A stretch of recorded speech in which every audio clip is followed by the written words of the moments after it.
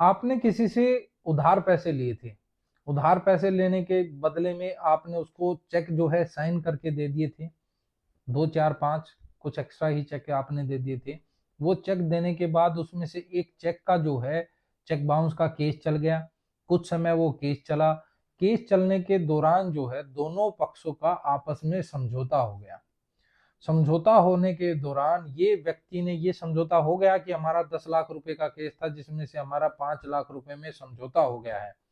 वो 5 लाख रुपए भी ऑन रिकॉर्ड आ गए और केस का समझौता भी ऑन रिकॉर्ड हो गया।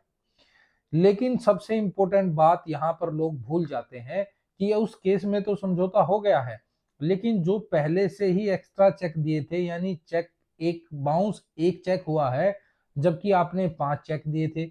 उन 4 चेकों का क्या होगा? कई बार ये देखा जाता है कि वो व्यक्ति जिसको आपने चेक दिए थे वो जानबूझकर ये कहता है कि वो चेक तो मेरे पास है नहीं, अब गुम हो गए हैं और मैंने तो समझौता कर ही लिया है। कोर्ट में सारी बातें लिखी जा चुकी हैं कि हम एक दूसरे के खिलाफ किसी भी प्रकार का कोई भी केस नहीं करेंगे, कोई लेना देना बाकी नहीं है। तो यहाँ पर ध्यान दें कि वो समझौता उस व्यक्ति के साथ हुआ है, ना कि उन चेकों के बदले में। वो व्यक्ति क्या कर सकता है कि उन चेकों को किसी दूसरे व्यक्ति को दे सकता है और उससे बाउंस करा के दोबारा आप पे केस फाइल कर सकता है, या आपका किसी दूसरे व्यक्ति के साथ लेना देना है, वो उसको भी वो चेक दे सकता है।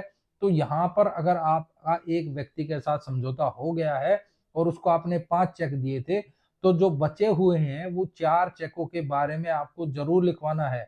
हो सके तो वो अपने चेक वापस ले लें।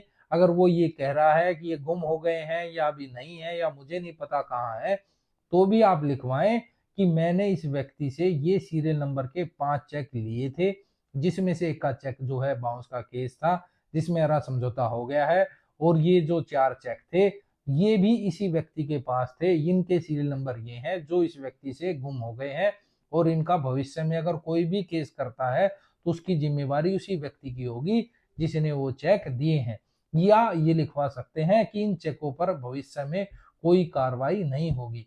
तो आप इस प्रकार अपने केस को खत्म करें, किसी भी प्रकार का कोई भी शक की गुंजाइश ना छोड़ें। ऐसी लीगल अपडेट्स के लिए मेरे चैनल को सब्सक्राइब जरूर करें। जय हिंद, जय भारत।